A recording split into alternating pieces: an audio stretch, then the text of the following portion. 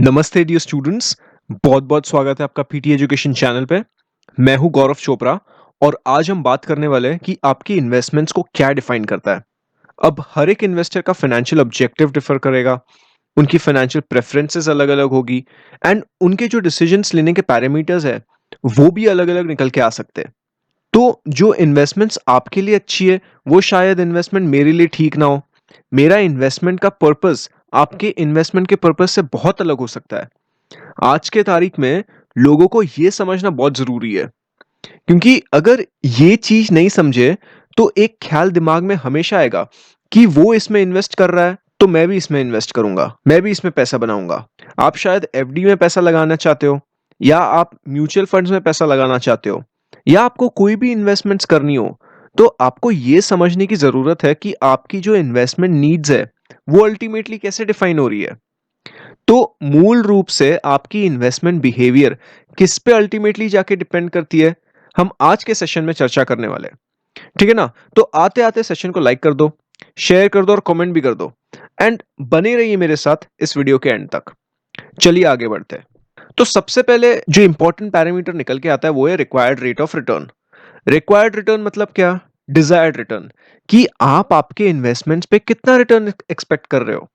Of course depending on your financial situation, ऐसा नहीं हो कि आप अपनी इन्वेस्टमेंट पे 80% रिटर्न एक्सपेक्ट कर रहे हो या 150%। It should be realistic, right? आपका फाइनेंशियल एडवाइजर आपकी फाइनेंशियल हेल्थ को मद्देनजर रखते हुए आपको एक रेट ऑफ रिटर्न कैलकुलेट करके देगा, ताकि आप अपने फाइनेंशियल गोल्स को मीट कर पाओ। Your financial goal could be anything.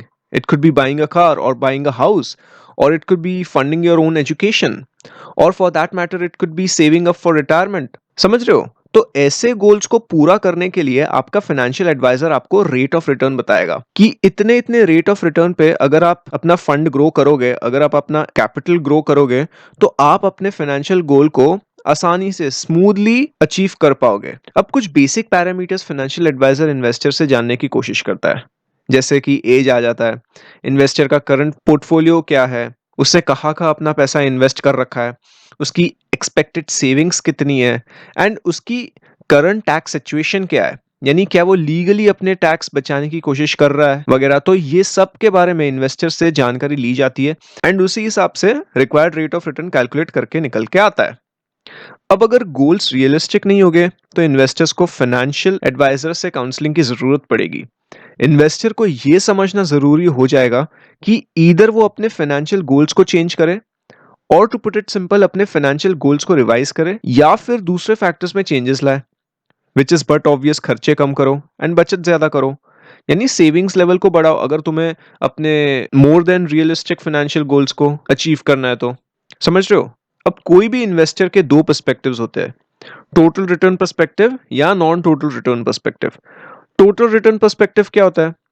ये जो इन्वेस्टर्स रहते हैं इनकी income from security and capital gains का कुछ फर्क नहीं बनता। इनकम फ्रॉम सिक्योरिटी का मतलब क्या होता है कि उसमें इंटरेस्ट आ जाता है या डिविडेंड्स आ जाता है, एंड कैपिटल गेन्स क्या होता है? The increase in the value of the asset, the increase in the value of the share. तो ये दोनों चीज में, इनकम एंड कैपिटल गेन्स में, वो लोग फर्क ही नहीं करते। उनका पैसा जब बन जाता है बन जाता है, ठीक है। बट कुछ इन्वेस्टर्स के लिए ये डिस्टिंक्शन करना बहुत इंपॉर्टेंट होता है। सपोज वो अपना जो कैपिटल गेन्स है, यानी the increase in the value of the share, से फॉर एग्जांपल उन्होंने रियल एस्टेट में पैसा डाल रखा है, वो ये चीज लॉन्ग टर्म इन्वेस्टमेंट्स के पर्सपेक्टिव से कर सकते हैं। And at the same time जो इनकम फ्रॉम सिक्योरिटी है, जैसे इंटरेस्ट हो सकता है या डिविडेंड्स हो सकता है, तो वो शायद अपने शॉर्ट टर्म खर्चों के लिए ये पैसा साइड में रखे।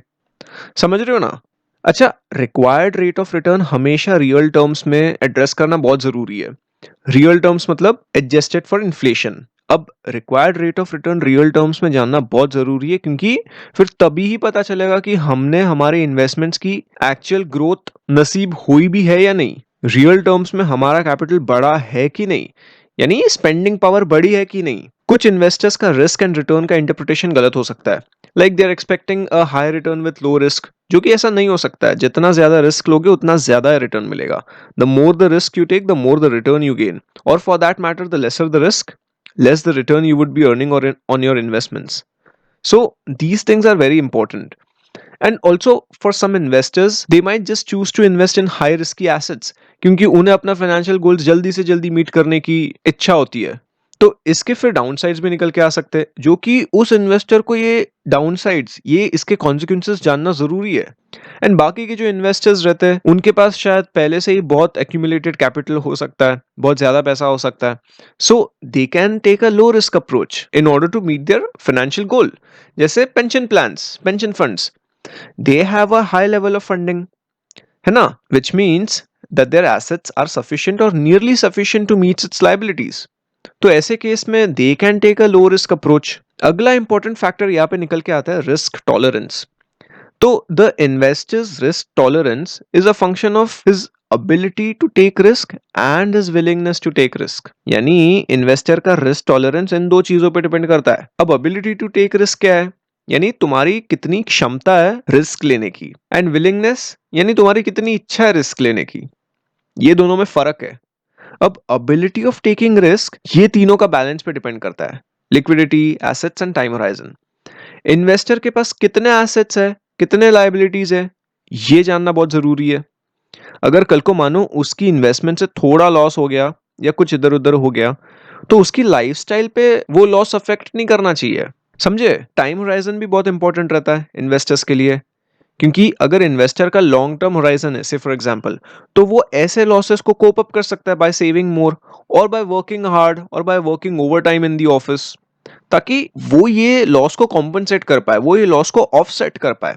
Although recovery and it's timing can not be guaranteed, but at least एक तसल्ली मिल जाती है। Willingness of taking risk totally depends on the investors psychology, जो कि इन्वेस्टमेंट एडवाइजर इन्वेस्टर के लिए क्वेश्चनर्स डिजाइन करके उसके माध्यम से जान सकता है। अब ये इंस्टीट्यूशनल इंडिविजुअल इन्वेस्टर्स दोनों के लिए इंपॉर्टेंट है। इंस्टीट्यूशनल इन्वेस्टर्स पे शायद कुछ रेगुलेटरी रिक्वायरमेंट्स निकल के आ सकते हैं, जो कि उनकी विलिंगनेस ऑफ टेकिंग रिस्क से मैच नहीं करता हो। रेगुलेटरी रिक्वायरमेंट्स ऐसे भी हो सकते हैं जो रिस्की एसेट्स में इन्वेस्ट करना अलाउ ही ना करें। अब कभी कभार इंडिविजुअल इन्वेस्टर के लिए भी ability of taking risk and willingness to take risk match नहीं हो पाते। उनकी विलिंगनेस ऑफ टेकिंग रिस्क ज्यादा होती है, लेकिन शायद उनकी एबिलिटी ऑफ टेकिंग रिस्क इतनी ना हो, तो ये मोस्टली फिर गैम्बलिंग में तब्दील हो जाता है। एंड ये फिर इन्वेस्टर के ओवरऑल फाइनेंशियल हेल्थ पे बहुत घातक साबित हो सकता है। ऐसे टाइम पे इन्वेस्टर को इन्वेस्टमेंट एडवाइजर की तरफ से काउंसलिंग करनी बहुत जरूरी हो जाती है। अब इन्वेस्टर और उसका इन्वेस्टमेंट एडवाइजर, ये दोनों को टाइम होराइजन एस्पेक्ट पे क्लियर होना बहुत जरूरी होता है। कुछ इन्वेस्टर्स को पैसे की जरूरत शॉर्ट टर्म में हो सकती है, 6 महीना, 1 साल, या कुछ इन्वेस्टर को लॉन्ग टर्म में पैसे की जरूरत हो सकती है। दोनों की अगर हम बात करें, institutional investors and individual investors की, तो इंस्टीट्यूशनल इन्वेस्टर्स के केस में if this say for example if there is an insurance company जिसने प्रॉपर्टी एंड कैजुअलिटी का इंश्योरेंस बेच रखा है, ठीक है। प्रॉपर्टी एंड कैजुअलिटी इंश्योरेंस क्या होता है? घर का इंश्योरेंस, कार का इंश्योरेंस वगैरह। तो उन्हें इन सब के लिए शॉर्ट टर्म में डिसबर्समेंट के लिए पैसा लग सकता है। एक्सीडेंट्स हो गए, राइट, प्रॉपर्टी को नेचुरल कैलामिटी से नुकसान पहुंच सकता है, या थेफ्ट, और for that matter house can actually catch a fire. तो ऐसे केस में इंश्योरेंस कंपनी आगे बढ़कर पैसा डिसबर्स करती है, एंड ये शॉर्ट टर्म में होने की संभावना ज्यादा होती है।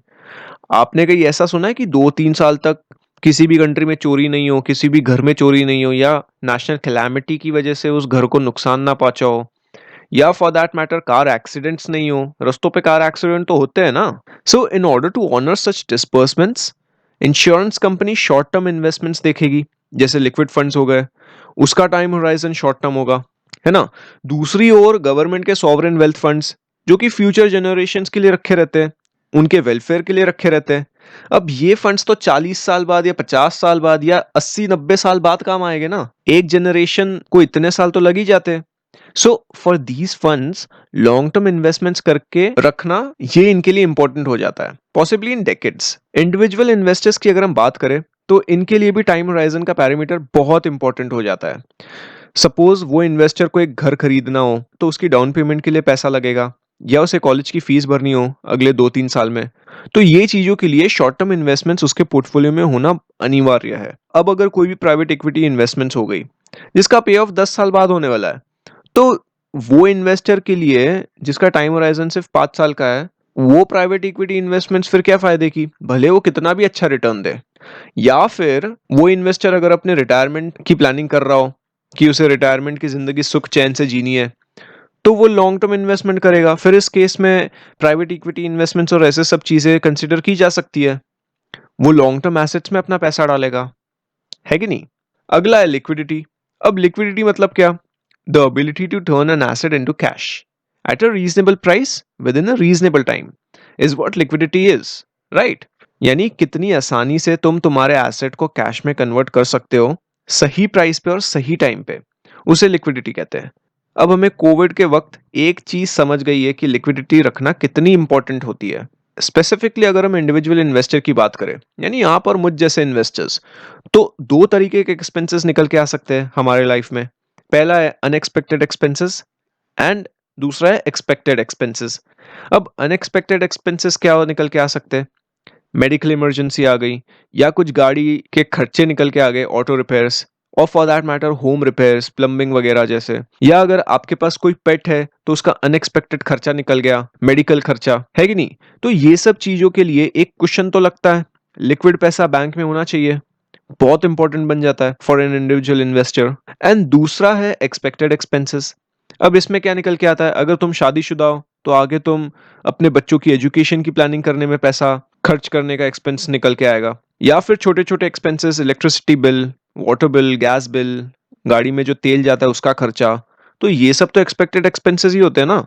These are not unexpected expenses. तो इनके लिए भी फिर लिक्विड कैश रखना अनिवार्य हो जाता है। इंस्टीट्यूशनल इन्वेस्टर्स के पर्सपेक्टिव से देखें तो liquidity constraints reflects their liabilities. इसका मतलब क्या है? इसका मतलब है कि जैसे से फॉर एग्जांपल पेंशन फंड है, इनका आउटफ्लो कब होता है? जब लोग रिटायर हो गए एंड उनके फिर मंथली पेमेंट्स करने पड़ेंगे। And at the same time inflow कब होगा? जब नए लोग वर्कफोर्स में जुड़ेंगे, जब जॉब्स बनेगी, तो उनकी सैलरी से जो पैसा कटेगा वो थोड़ा थोड़ा जाके पेंशन में ही जाएगा ना। वो पैसा इनफ्लो माना जाएगा पेंशन फंड के लिए। तो ऐसे भी सिचुएशन निकल के आ सकते हैं कि आउटफ्लोस माइट एक्सीड इनफ्लोस। शायद बूढ़ी जनता को पैसा ज्यादा जा रहा हो एंड जॉब्स कम बन रही हो, तो उस पेंशन फंड के लिए फिर लिक्विड कैश होना फिर जरूरी हो जाता है, because they need to disburse the amount, right, for people who have actually retired. अगला इंपॉर्टेंट फैक्टर रेगुलेटरी रिक्वायरमेंट्स निकल के आता है। अब for some investors they might have regulatory requirements which might be applicable to their portfolios. जैसे कुछ मुल्कों में, स्पेशली इंस्टीट्यूशनल इन्वेस्टर्स के लिए, कितना पैसा फॉरेन एसेट्स में इन्वेस्ट हो रहा है या कितना पैसा डोमेस्टिक मार्केट्स में इन्वेस्ट किया जा रहा है, ये दोनों जानना बहुत इंपॉर्टेंट होता है। अब पेंशन फंड्स रिस्की एसेट्स में तो इन्वेस्ट नहीं कर सकते ना, क्योंकि उनको अपने पेमेंट्स को ऑनर करना है, बूढ़ी जनता को रिटायरमेंट में पैसा देना है। या फिर for that matter insurance companies, उनके टर्म इंश्योरेंस से जो प्रीमियम आता है वो सारा पैसा, वो लोग हाई रिस्क एसेट्स का एक्सपोजर तो इतना ले नहीं सकते, क्योंकि जब इंश्योरर का डेथ होगा देन इंश्योरेंस कंपनी को डिसबर्समेंट करना पड़ेगा and they can't engage into risky strategies. अगर लॉस हुआ तो फिर वो डिसबर्स अमाउंट का पैसा कौन देगा? समझ रहे हो? अब मैंने ये टेबल आपके रेफरेंस के लिए लगा दिया है। इसमें इन्होंने पेंशन फंड्स के लिए हर एक कंट्री के foreign public equity investments and domestic public equity investments का मैक्सिमम लिमिट दे रखा है। ये बेसिक रूल्स है उन सब कंट्रीज के। यानी पेंशन फंड्स शेयर मार्केट में स्पेसिफिकली इक्विटीज में कितना पैसा इन्वेस्ट कर सकती है। जैसे ब्राजील में आप फॉरेन इक्विटी इन्वेस्टमेंट्स 10% से ज्यादा नहीं कर सकते, 10% of the pension funds total portfolio. अब मर्कोजोर कौन कौन जानता है? ये क्या होता है? कोई जानता है? कमेंट सेक्शन में मुझे बता सकता है? So basically it's an economic block. तो मुझे इसके आप कंट्रीज बता दो कि इसमें कौन सी कंट्रीज आते हैं। कनाडा में there is no limit. Egypt में तो अलाउड ही नहीं है फॉरेन इक्विटी इन्वेस्टमेंट्स करना। Estonia, Japan, Switzerland and US, again there is no limit of how much a pension fund can actually invest in the foreign public equity investment. Next on the list, we have taxes. Now, taxes have a huge impact on the decision making of an investor of their investments. And moreover, ये बहुत जरूरी है कि investor की current tax position क्या है, उनकी investment से और क्या क्या टैक्स कॉन्सिक्वेंसेस निकल के आ सकते हैं, क्या वो ऑप्टिमली टैक्स सेविंग्स की दिशा में जा रहा है या नहीं, ऑफ कोर्स लीगल तरीके से। सो ये सब चीजें इन्वेस्टर्स के लिए बहुत इंपॉर्टेंट रहती है, क्योंकि ultimately taxes and fees cut कुट के ही तो पैसा आना है, वही तो पैसा फिर स्पेंडिंग के लिए इस्तेमाल किया जाएगा, जिसे डिस्पोजेबल इनकम कहते हैं।